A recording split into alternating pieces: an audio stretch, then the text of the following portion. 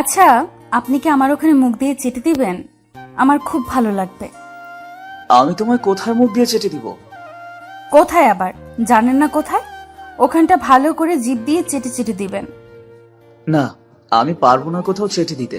আমার এসব একদম পছন্দ না। এমনি যদি হাত বুলিয়ে দিতে হয় সেটা পারবো, তবে আমি কোথাও চেটে দিতে পারবো না। কেন কেন?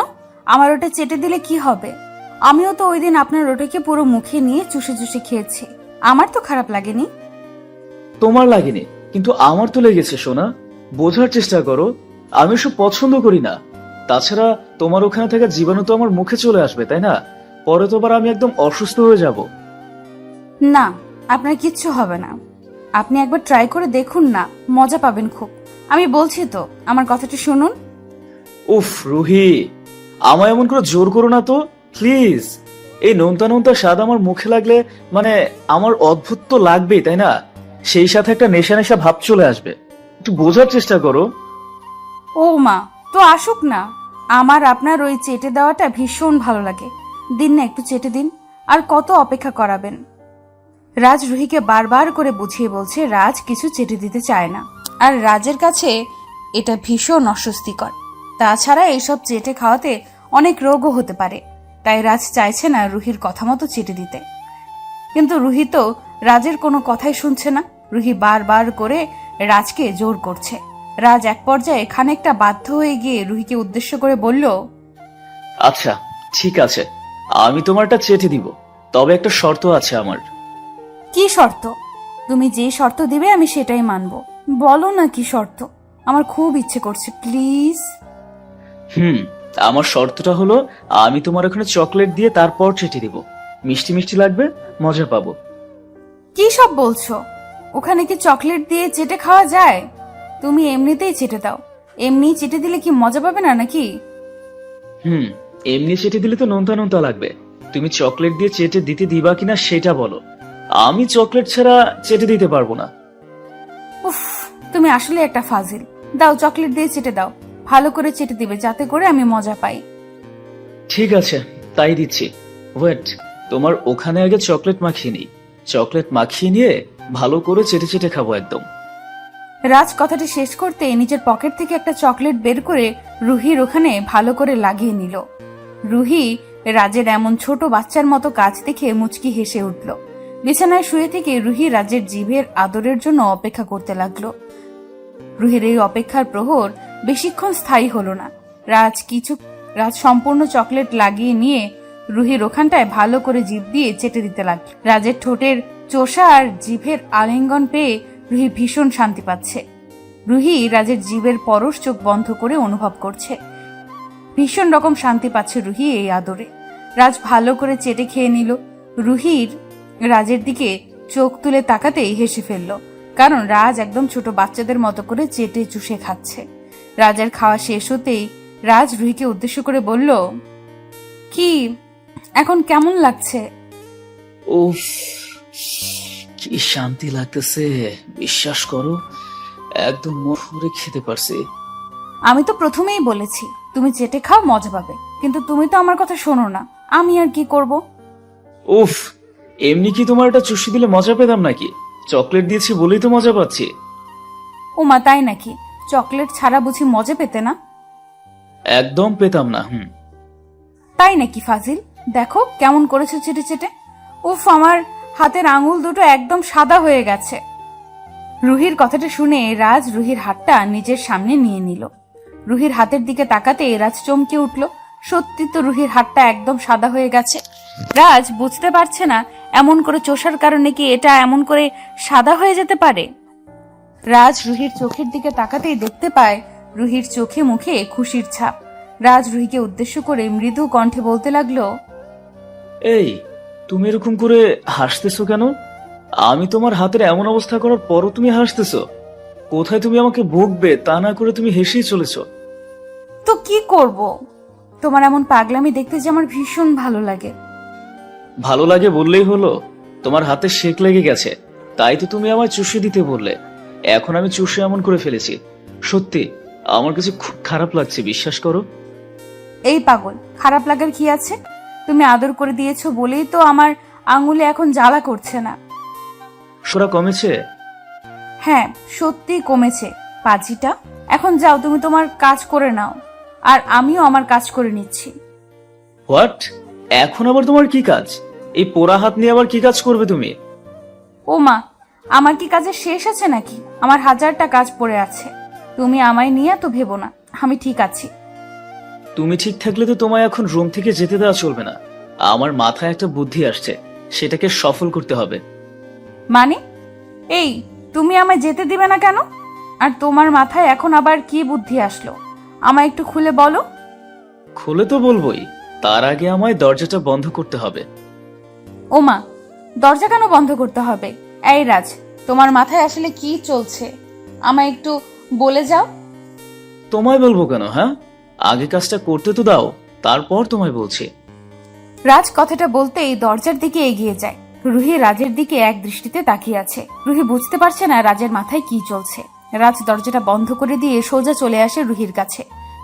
রুহির কাছে এসে রাজ রুহির দিকে তাকিয়ে মুচকি মুচকি হাসছে। রাজের হাসিটা দেখে রুহি ব্রু কুচকে রাজকে উদ্দেশ্য করে প্রশ্নসূচক কণ্ঠে বলতে লাগলো, এমন করে হাসছো কেন? আর তুমি দরজাটা কেন বন্ধ করেছো? তোমায় বললাম তো আমার কাজ আছে, আমি বাহিরে যাব। আমি তোমায় বাইরে যেতে দিব না তো। তুমি বাইরে গিয়ে কি করবে? হ্যাঁ, জানো না আমি সব সময় তোমায় নিজের কাছে বন্দি করে রাখতে চাই। এই, একদম দুষ্টুমি করবে না। তুমি কিন্তু অনেক ফাজিল হয়ে গেছো। তোমার মাইর দিতে হবে, বুঝলে? জি, বুঝেছি। আর তোমার মায়ের খেতে আমি দীর্ঘ সময় ধরে অপেক্ষা করেছি। দাও, মায়ের দাও আমাকে। উফ রাজ, তুমি আমায় এত জ্বালাও কেন? যাও না, সরো, আমি বাহিরে যাব। হুম, আমি তোমায় কোথাও যেতে দিব না। এখন আমি আদর করব, আর তুমি এখন আমায় আদর করবে, বুঝছো? একদম অনেক আদর, সবকিছু একদম চুষে চুষে খাবো। রুহি কি চুষে খাবে? এই ফাজলামি করো না আমার সাথে। আমার কাজ পড়ে আছে, এখান থেকে যাও। আমি যত চাই তোমার কাছে থাকতে, তোমায় আদর করতে, ভালোবাসা দিতে, তুমি তত বেশি করে চাও আমি যেন তোমার কাছ থেকে দূরে দূরে থাকি। এটা কি আদৌ উচিত? তুমি বলো। জি, এইটাই উচিত কাজ। আপনি দিন দিন পাজি হয়ে উঠেছেন। এখন কি করে ফেলেন নিজেও জানেন না, কখন কি করে ফেলেন নিজেও জানেন না। আর আমায় তো পাগল করেই ফেলেছেন। আপনার থেকে আমায় সাবধানে দূরে দূরে সরে সরে থাকতে হবে, তা না হলে আপনি। তা না হলে কি? আমার থেকে তুমি দূরে সরে যাবে? সেটা কি সম্ভব? আমি তো তোমায় দূরে সরে যেতে দিবই না, নিজের বাহু দুটো শক্ত করে বেঁধে রাখবো। একটু পরে আম্মু এসে চিৎকার চেঁচামেচি করে বলবে কাজ শেষ হয়েছে কিনা। তখন কি হবে? তখন কিছুই হবে না। আর না এখন এখানে কেউ আসবে। তুমি আমায় আদর করতে না দিলে আমি কিন্তু এখন তোমাকে জোর করব। সরি, আমায় জোর করেও খুব একটা লাভ হবে না, কারণ আমি খুব ভালো করেই আপনার থেকে পালাতে জানি সোনা বর আমার। আপনি থাকেন, আমি গেলাম। রুহি কথাটা বলতেই বিছানা থেকে উঠে পড়ে। রাজ রুহির দিকে এক দৃষ্টিতে তাকিয়ে আছে। মনে হচ্ছে রুহিকে চোখ দিয়ে গিলে খাবে সে। রাজের এমন চাহনি দেখেও রুহির বিন্দুমাত্র ভ্রুক্ষেপ নেই, কারণ রাজের এমন কাজ সব সময় রুহি দেখে আসছে। কোনো কথাবার্তা নেই। যখন তখন রাজ এইসব আদর আদর করে বায়না করতে থাকে। রুহি এইসব দেখে দেখে প্রায় বিরক্ত। রুহি রাজের পাশ দিয়ে চলে যেতে নিতেই রাজ রুহিকে খানিকটা অবাক করে দিয়ে দুম করে রুহির হাতটা ধরে ফেলল। রুহির হাতটা ধরে ফেলে রাজ রুহিকে একটা হ্যাচকা টান দিয়ে নিজের বুকের উপর নিয়ে এলো। রুহি রাজের হ্যাচকা টানের টাল সামলাতে না পেরে রাজের বুকের উপর হকচকিয়ে চলে যায়। রুহি রাজের বুকের উপর চলে আসতে রাজ রুহিকে নিজের বাহুতে বন্দি করে ফেলে। রাজের এমন কাজে রুহি প্রশ্নসূচক কণ্ঠে রাজকে উদ্দেশ্য করে বলল, এটা কি হলো? তুমি আমার সাথে আবারও ফাজলামি করা শুরু করে দিয়েছো। যাও, আমার কাজ আছে, ছাড়ো আমায়। তোমার হাতে শেক লেগেছে, এখন তোমায় কোথাও যাওয়া লাগবে না। তুমি আমার বুকে আদর খেয়ে খেয়ে রেস্ট করবে। আমি এখন রেস্ট করলে দুপুরে খাবে কি? আর আমার হাতে বেশি কিছু হয়নি যে আমি কিছু করতে পারবো না। আমি সব কিছু করতে পারবো। আমার মাথাটা খারাপ করো না তো। কিচ্ছু করতে পারবে না।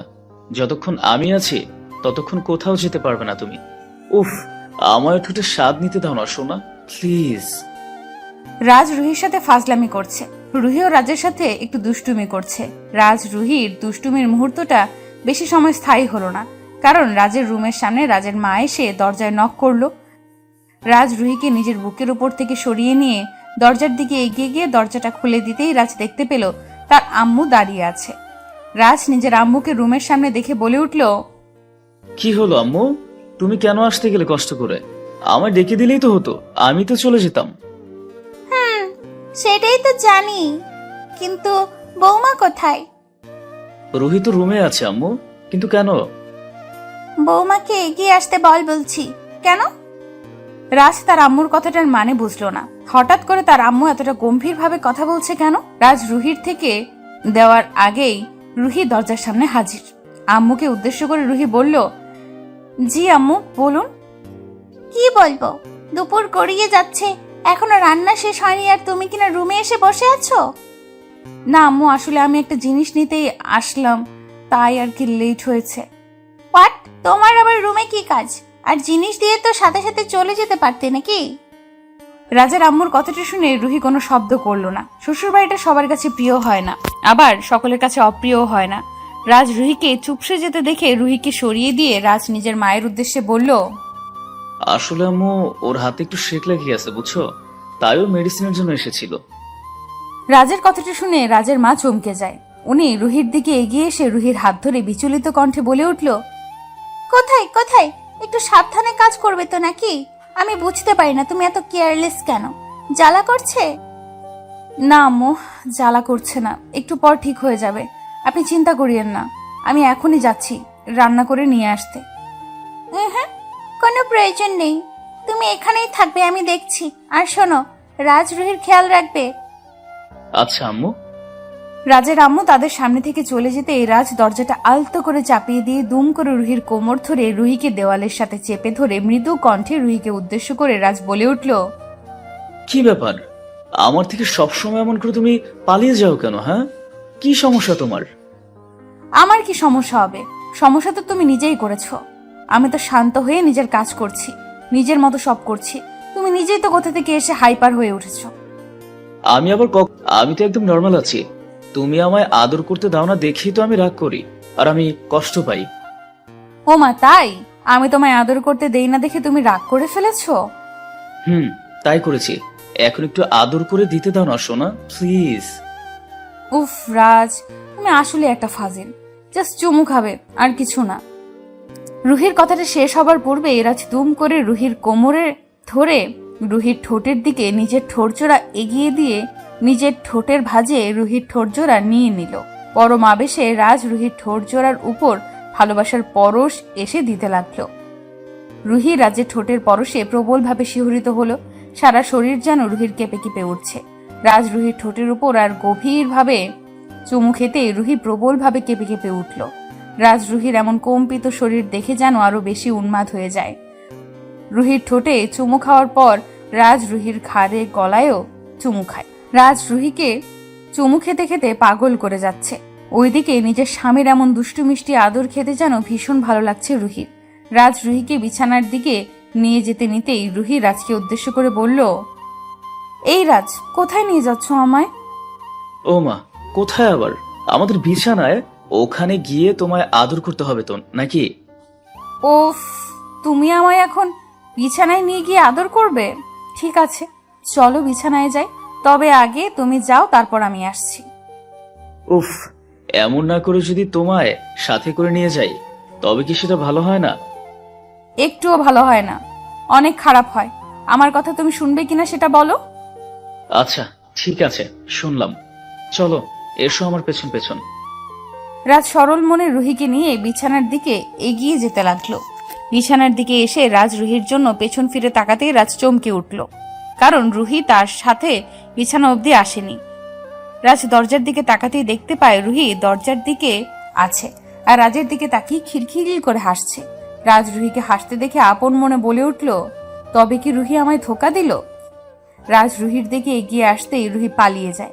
ভালোবাসার এমন খুনসুটিগুলো সত্যি অসাধারণ হয়ে থাকে। ভালোবাসা সব সময় ভালোবাসায় থাকুক। গল্পটি কেমন লাগলো তা অবশ্যই কমেন্ট করে জানাতে ভুলবেন না। পেজ থেকে দেখে থাকলে অবশ্যই পেজটিকে ফলো করে দিবেন, আর চ্যানেল থেকে দেখে থাকলে অবশ্যই চ্যানেলটিকে সাবস্ক্রাইব করে পাশে থাকা বেল আইকনটা বাজিয়ে দিবেন। আর নিত্য নতুন এমন সুন্দর সুন্দর ভালোবাসার গল্প পেতে ভয়েস অফ প্রিয়াঙ্কা এবং প্রিয়াঙ্কাস ক্রিয়েশনের পাশেই থাকবেন। ধন্যবাদ ধন্যবাদ সবাইকে। দেখা হচ্ছে আগামীকাল নতুন কোনো গল্প নিয়ে। আরে আস্তে আস্তে করো। উফ, খাটটাকে ভেঙে ফেলবে নাকি? আমি তো আস্তে আস্তেই করছি, খাট কেমন করে ভাঙবে? উফ, এটাকে আস্তে আস্তে করা বলে? যেভাবে ধাক্কা দিচ্ছ মনে হচ্ছে এখনই ভেঙে যাবে। একটু আস্তে করো না প্লিজ। আস্তে করলে কি হবে নাকি? আমি আস্তে আস্তে করব না, আরো জোরে জোরে করব। আরো জোরে জোরে করলে এই খাট ভেঙে যাবে, পরে মানুষ এটা জানতে পারলে হাসবে আমাদের নিয়ে। বুঝলাম না যে এখানে হাসির কি আছে? আমরা তো খাট ভেঙে কোনো পাপ করছি না, তাই না? উফ, তোমায় কে বোঝাবে? আল্লাহ, তুমি কিছুই বুঝতে চাও না, সব সময় উল্টাপাল্টা কথা বলবেই বলবে। বাসর রাতে খাট ভাঙা কথাটা শুনতেই কেমন যেন লাগছে না? কি আর করব, সব আমার কপাল। আমি তো আর রোহান কথাটা শেষ করার পূর্বেই রোহান আর রুমি খাট ভেঙে নিচে পড়ে যায়। বাসর রাতে এমন করে খাট ভেঙে যাওয়াটা সত্যিই ভীষণ অদ্ভুত। খাট ভেঙে রুমি আর রোহান মাটিতে পড়ে যেতেই রুমি কোমর ধরে কোকিয়ে উঠল ব্যথায়। রুহি ব্যথায় কোকিয়ে উঠে রোহানকে উদ্দেশ্য করে ব্যথিত কণ্ঠে বলতে লাগলো, এই সব কিছুর জন্য তুমি দায়ী। আমি আগেই বলেছিলাম খাটটা খুব বেশি শব্দ করছে, একটু আস্তে আস্তে করো। আমার কথা শোনো না দেখে। উফ। আরে ধুর, আমি কি জানতাম নাকি যে এমনটা হবে? আমি তো আস্তে আস্তেই নাড়ছিলাম। ও মা গো, আমার কোমরটা বোধহয় গেল গো। একটা ষাঁড়ের সাথে বিয়ে হয়েছে গো। আল্লাহ, উফ, আমার সাধের কোমর। উফ রুহি, তুমি এমন করে শব্দ করো না তো, বাইরের লোকজন শুনতে পেয়ে এখানে চলে আসবে। আমার মান সম্মান নষ্ট করতে চাও নাকি তুমি? এমন সব কাজ করে আবার মান সম্মানের বড়াই করছো?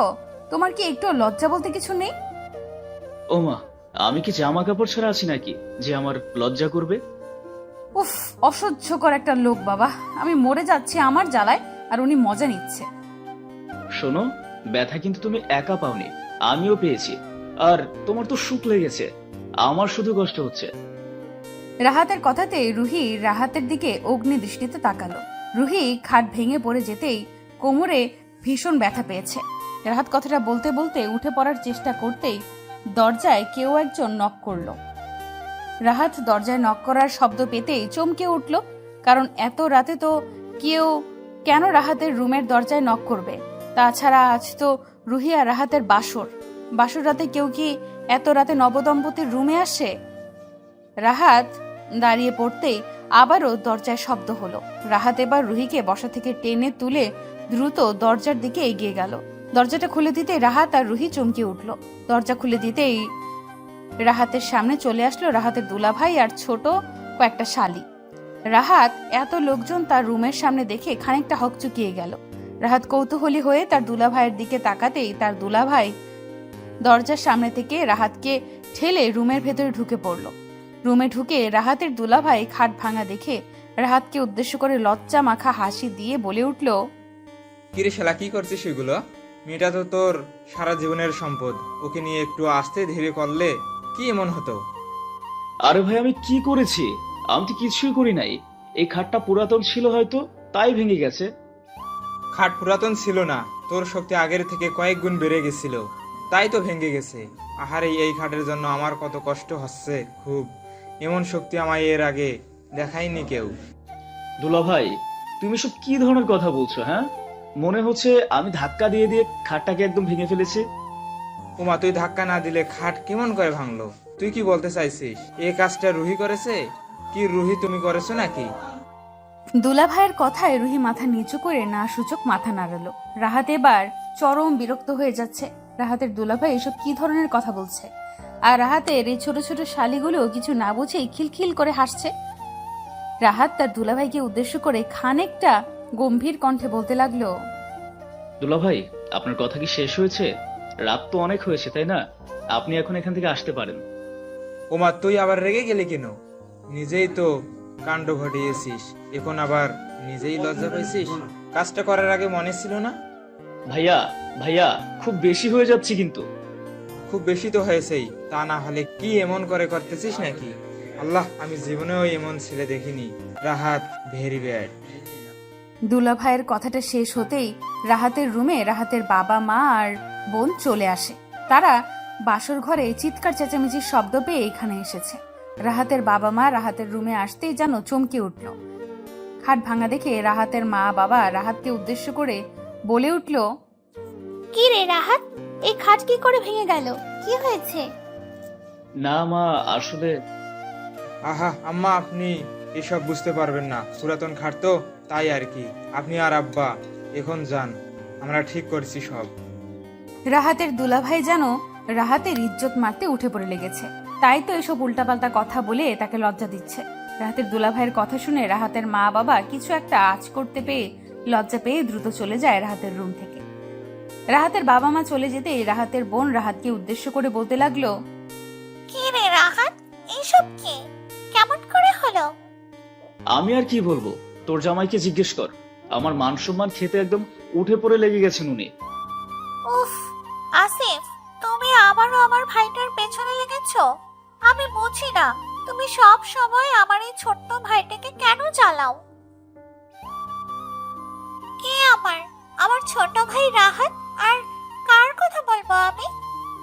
আসছে ছোট বলতে, নতুন বউয়ের সাথে কি করেছে জানো? খাটটা ভেঙে ছেড়েছে।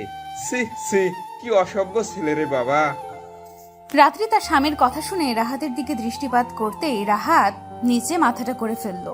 রাত্রি বুঝতে পারলো কিছু একটা হয়েছে, আর রাহাত এইসব কিছুর জন্য ভীষণ লজ্জা পাচ্ছে। রাত্রি রাহাতকে এমন করে লজ্জা পেতে দেখে আসিফকে উদ্দেশ্য করে বলল, শোনো, আমার ভাইটাকে নিয়ে একটাও বাজে কথা বলবে না। ওরা ছোট তাই বুঝতে পারেনি। এখন চলো এখান থেকে, নাকি এখানেই বসে বসে ওদের পাহারা দেবে? নাও, আমি কি করলাম? তুমি আমার উপর অযথা ঝাড়ি দাও।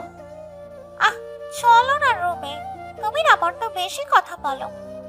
রাহাতের বোন রাত্রি কথাগুলো বলে রাহাতের দুলাভাই আসিফকে টানতে টানতে নিয়ে যাচ্ছে।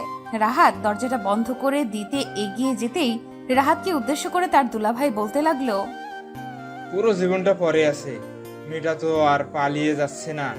একটু আস্তে ধীরে কর ভাই আমার, আসছে।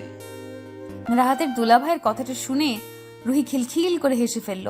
রাহাত দরজাটা বন্ধ করে দিয়ে রুহির দিকে তাকিয়ে ব্রু কুচকে রুহিকে উদ্দেশ্য করে বলে উঠল, কি হলো, তুমি এমন করে হাসছো কেন? তো হাসবো নাকি কাঁদবো? দেখলে তো তোমার কাজের জন্য সবাই তোমাকে লজ্জা দিল। ও তাই না, মানে আমায় লজ্জা দিয়েছে বলে তুমি হাসছো? তা বলছি কি, লজ্জা কি শুধুমাত্র আমায় একাই দেওয়া হয়েছে? তুমি বুঝি পাওনি? আমিও তো পেয়েছি, তবে আমারটা কম, তোমারটা বেশি। এখানে কম বেশির কথা হচ্ছে না, আমি বুঝতে পারছি না এই খাটটা কেন এমন করে ভেঙে গেল, আর সবাই আমাকে কিসের জন্য মানে এতগুলা কথা শোনালো, বুঝতে পারলাম না আমি কিছু। খাট ভেঙেছে তো তোমার জন্যই, তুমি বেশি ধাক্কাধাক্কি করেছো বলেই খাট ভেঙে গেছে, আর সবাই হাসছে। তার পেছনে তো একটা কারণ আছেই। কি কারণ? আর আমি কখন ধাক্কাধাক্কি করলাম? একটু কি ধরে চড়ে বসতেও পারবো না নাকি? কারণটা বোঝার মতো বয়স না হতেই বিয়ে করেছো নাকি? কারণ তো ওইটাই। রুহি কথাটা বলতে একটা দুষ্টু হাসি দিল। রুহির ঠোঁটের কোণে এই দুষ্টু হাসি দেখে রাহাতের মনের মধ্যে একটা শিহরণ খেলে গেল। রাহাত বুঝতে পারলো আসলে ঘটনাটা কি আর কেন সবাই এটা নিয়ে হাসছে। তবে রাহাত তো ওসব কিছুই করেনি, শুধুমাত্র রুহির সাথে গল্প করছিল। তার মধ্যেই খাটটা ভেঙে পড়ে যায়। রাহাত রুহির হাসি দেখে আর কিচ্ছু বলল না, চুপ করে সোজা খাটের দিকে চলে যায়। খাটের দিকে এসে রাহাত ভালো করে খাটের চারদিকে চোখ বুলিয়ে নিল। রাহাত দেখতে পেল খাটের একটা পায়া ঠিক জায়গায় বসেনি, আর দুটো নাট খোলা ছিল, যেই কারণেই একটু নাড়া দিতেই নাট খুলে গেল আর তারা পড়ে গেল। রাহাতকে খাটের দিকে তাকিয়ে থাকতে দেখে রুহি প্রশ্নসূচক কণ্ঠে রাহাতকে উদ্দেশ্য করে বলল, এ কি, তুমি খাটের দিকে এমন করে তাকিয়ে আছো কেন? খাটের মধ্যে কি খুঁজতেছো? তেমন কিছু না, সবাই যেটা ভেবেছে সেটা সত্যি করার প্রচেষ্টা করার প্ল্যান করছি। মানে এই কি সব কথা বলছো? আমি তো তোমার কথার মানেটাই বুঝতে পারছি না। মানে না বোঝার মতো বয়স না হতেই বিয়ে করেছো? মানেটা তো আমি তোমায় আদর করে করে বোঝাবো শোনা। এই একদম বাজে কাজ করার চেষ্টা করো না, আমি কিন্তু বারণ করেছি, এইসব আমি করতে পারবো না। শুভ সূচনা যখন হয়ে গেছে তখন আর বাধা কিসের? ওয়েট, আগে খাটটা তো ঠিক করে নেই। রাহাত কথাটা বলতেই খাট মেরামত করতে শুরু করলো। রাহাত খাট মেরামত করতে করতে ঘেমে ভিজে গেছে।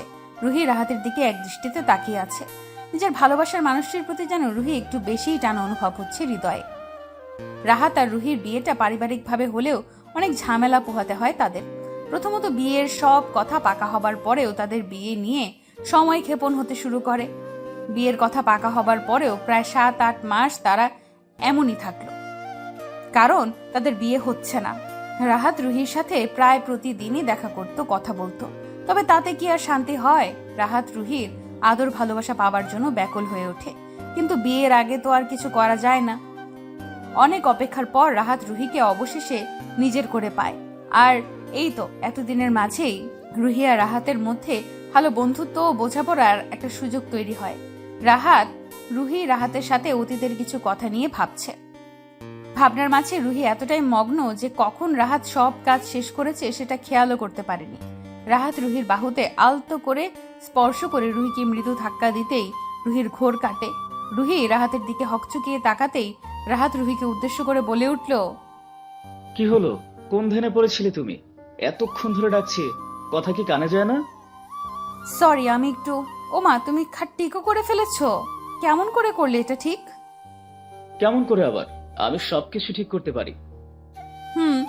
সেটা তো দেখতেই পাচ্ছি, কিন্তু এটা বুঝতে পারছি না কেমন করে এটা ঠিক করলে। একদম আগের মতোই দেখা যাচ্ছে। খুশি হয়ে লাভ নেই, এই খাট আবারও ভাঙবে, আর সেটা তোমায় আদর করতে নিয়ে। মানে এই ফাজলামি করো আমার সাথে? একদম আমার কাছে আসার চেষ্টাও করবে না। ও মা, আমি তোমার কাছে না গেলে কি করে হবে বলো? আজ আমাদের বাসর রাত, আর এই রাতে তোমার কাছে যাব না তার কি করে হয় বলো? তোমার কাছে না গেলে আমি আর কার কাছে যাব? সেটা আমি জানি না, কিন্তু আমার কাছে আসতে পারবে না, এই আমি বলে দিচ্ছি। তোমার এসব কথা শুনতে আমি বাধ্য না। এতটা বছর ধরে, এতটা যুগ ধরে আমি শুধুমাত্র এই দিনটার জন্য অপেক্ষা করেছি, আর আজ সেই দিনটা হাতে পেয়েও আমি ছেড়ে দিই, এমনটা আমি হতে দিতে পারি না। না, আমার কাছে আসবে না যখন বলেছি তখন আসবে না। আমি কিন্তু সত্যি সত্যি কান্না করব এখন। ওমা, সে কি কথা? তুমি হঠাৎ করে কান্না করবে কেন? কারণ আমি শুনেছি এসব করলে নাকি ব্যথা পেতে হয়। আমি ব্যথা পাবো খুব, তাই আমি করব না। এমন সব বোকামার্কা কথা তোমায় কে বলেছে? হ্যাঁ, এসব করলে ব্যথা তো পাবেই না, বরং অনেক সুখ পাবে, বুঝছো? না, তুমি আমায় মিথ্যা কথা বলছো। আমি এসব করব না কিছু। ওকে, করিও না, আমি করছি, তুমি শুধু দেখে যাও। রাহাত কথাটা বলতেই রুহির দিকে এগিয়ে গিয়ে শক্ত করে রুহিকে নিজের বুকে জড়িয়ে নিল। এত শক্ত করে জড়িয়ে চেপে ধরেছে যে রুহি আর নড়তে পারছে না। রাহাত রুহিকে নিজের বুকে নিয়ে খুব শান্তি পাচ্ছে। রাহাতের এমন পাগলামিতে রুহিও মনে মনে ভীষণ সুখ পাচ্ছে। রাহাত রুহির ঘাড়ে গলায় আলতো করে নিজের ঠোঁটজোড়া ছুঁয়ে দিতেই রুহি ভীষণ রকম কেঁপে উঠল। রুহির সারা শরীরে যেন কারেন্ট বয়ে গেল। রাহাত রুহির এই কম্পিত শরীরের ছোঁয়া পেতেই আরো ব্যাকুল হয়ে যায়। রাহাত রুহির ঠোঁটের নিচে আলতো করে নিজের নাকটা ছুঁয়ে দিয়ে রুহিকে উদ্দেশ্য করে মৃদু নেশালো কণ্ঠে বলতে লাগলো, তোমার এই মিষ্টি মধুর ঠোঁটের স্বাদ আমি একবার নয়, আমি বারবার, 1000 বার গ্রহণ করতে চাই। তুমিও কি আমার মতোই চাও? আজ আমাদের পূর্ণতার রাত। এই রাতে আমরা একে অপরের মাঝে মিশে যাব না তো কবে মিশবো বলো? তবে কেন আমায় নিজের কাছ থেকে দূরে রেখেছো? আমায় আরো শক্ত করে জড়িয়ে ধরো, আমি আদর করে পাগল হয়ে যেতে চাই। রাহাত কথাটা বলতেই রুহির ঠোঁটজোড়া নিজের ঠোঁটজোড়ার মাঝে ডুবিয়ে নিয়ে পাগলের মতো করে রুহির ঠোঁটে চুমু খেতে লাগলো। রাহাতের এমন পাগলামি করা কাজ দেখে রুহি যেন পাগল হয়ে উঠল। 1 মিনিটের মধ্যেই রুহি ও রাহাতের সাথে সমানভাবে তাল মিলিয়ে যেতে লাগলো। দুজন দুজনকে পাগলের মতো করে চুমু খেয়ে চলেছে। রাহাত আরো গভীর থেকে গভীরতর ভাবে রুহির ঠোঁটের মধুর স্বাদ নিতে লাগলো। রাহাতের ঠোঁটের উন্মাদনা যেন রুহির সারা শরীরে বয়ে গেল। রুহি ও রাহাতের সাথে পাগল হয়ে উঠল। দুজনের মাঝে এক পবিত্র ভালোবাসার নেশা ভর করেছে আজ। আরো কিছু সময় চুমু খাওয়ার পর রাহাত রুহির ঠোঁটজোড়া ছেড়ে দিল। রাহাত রুহির ঠোঁটজোড়া ছেড়ে দিতেই রুহি প্রশ্নসূচক দৃষ্টিতে রাহাতের দিকে তাকাতে রাহাত বলে উঠল, শুধু কি চুমু খেলেই হবে? আর কিছু করতে হবে না বুঝি? আর কি করবে? চুমুতেই তো অনেক আদর ছিল, আর কিছু করতে হবে না। আচ্ছা তাই, আমার তো আরো আদর চাই সোনা। এখন বলো, এখানেই করবো নাকি বিছানায় নিয়ে? উফ, বিছানায় গেলে তো আবার ভেঙে যাবে। এবার ভাঙার জন্যই করব। রাহাত রুহিকে নিজের কোলে তুলে নিয়ে চলে যায় বিছানায়। রুহিকে বিছানায় শুইয়ে দিয়ে পাগলের মতো আদর করতে লাগলো রাহাত। রাহাতের আদরে রুহি আরো উন্মাদ হয়ে যায়। ভালোবাসার চাদরে ঢাকা পড়ে দুটি পবিত্র ভালোবাসার হৃদয়। রাহাত আর রুহির মতোই বেঁচে থাকুক প্রতিটি ভালোবাসা। গল্পটি কেমন লাগলো তা অবশ্যই কমেন্ট করে জানাতে ভুলবেন না। পেজ থেকে দেখে থাকলে অবশ্যই পেজটিকে ফলো করে দিবেন, আর চ্যানেল থেকে দেখে থাকলে অবশ্যই চ্যানেলটিকে সাবস্ক্রাইব করে পাশে থাকা বেল আইকনটা বাজিয়ে দিবেন। আর নিত্য নতুন এমন সুন্দর সুন্দর ভালোবাসার গল্প পেতে ভয়েস অফ প্রিয়াঙ্কা এবং প্রিয়াঙ্কা ক্রিয়েশনের পাশেই থাকবেন। ধন্যবাদ সবাইকে। দেখা হচ্ছে আগামীকাল নতুন কোনো গল্প নিয়ে।